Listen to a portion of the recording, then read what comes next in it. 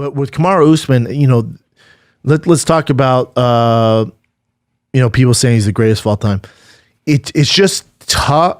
I get the argument, and I'm all for it. I'm down to debate this. Because let's give the argument for GSP, right? 12-time defending world champion at 170. The face of the UFC, one of the biggest names to ever fight in the UFC, had Canada on his back, fought in some huge blockbuster fights. And as much as we remember him, he still didn't pull in numbers like John Jones or Conor McGregor or Ronda Rousey. But he was big, especially at the time. The sport needed a guy like that. A clean guy, real martial artist, real professional, the first to bring kind of the professional approach to the game. Now everyone kind of mimics his blueprint of being a professional fighter, professional athlete, including myself and the entire team out there in Denver, which just copied GSP because he's the first guy we saw do that. So there's that. And if you bring up GSP's resume and who he's beat, now here's my bid for Kamaru Usman being the greatest ever. The level of difficulty that Kamaru is fighting at now is so much higher than what GSP did. Because you look at GSP's rise to fame, he's beating guys that are pretty one-dimensional. I'll start from 2006. I mean, you look at Frank Trigg, Sean Shirk, BJ Penn, Matt Hughes. He lost to Matt Serra. Josh Koscheck, Matt Hughes, Matt Serra, John Fitch, BJ Penn, Theo Alves, Dan Hardy, Josh Koscheck, Jake Shields, Carlos Condit, Nick Diaz, Johnny Hendricks, Michael Bisping. You look at Kamaru's resume, the guys he are fighting, that's why it's tough for these GOAT conversations, right? The Jordan, the LeBrons, it's just a different time. And LeBron's playing a time where the players have never been better. They're so much more technical. They're better shooters. The game's just different. It's faster. It's more offensive.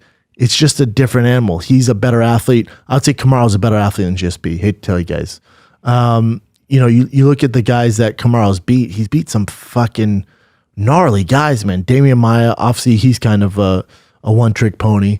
Rafael Dos Anjos, monster. On the feet, on the ground, beat him. Woodley, monster. Colby Compton, monster. Jorge Masvidal, monster. Gilbert Burns, monster. So you look at, when he got the belt in Woodley, then defend against Colby, defend against Jorge, defend against Gilbert Burns, beat Rafael Dos Anjos, beat Damian Maia. His level of difficulty to get to being a champion, I would say, is at a more difficult. Just because the game's different. All those guys I mentioned are, besides Damian Maia, are very good at everything. Everything. GSP was fighting guys, and it wasn't the most exciting. Remember, his nickname was The Rush. Well, that was when he's coming up. They got rid of that nickname, The Rush, after he got his title and started playing it safe, sitting behind his jab, taking guys down. I know there's talk about GSP coming back to fight Khabib. What about Kamaru? I mean, that's your natural weight class. Let's see who the GOAT is. Now, here's the thing. Let's see who the GOAT is. GSP's older, man. So even that doesn't do it justice. Because I'd imagine Kamaru beats him. But that's also not GSP in his prime. If they're same age, that'd be a GOAT conversation. But him being an older GSP doesn't make him better than GSP. All I'm saying is level of difficulty.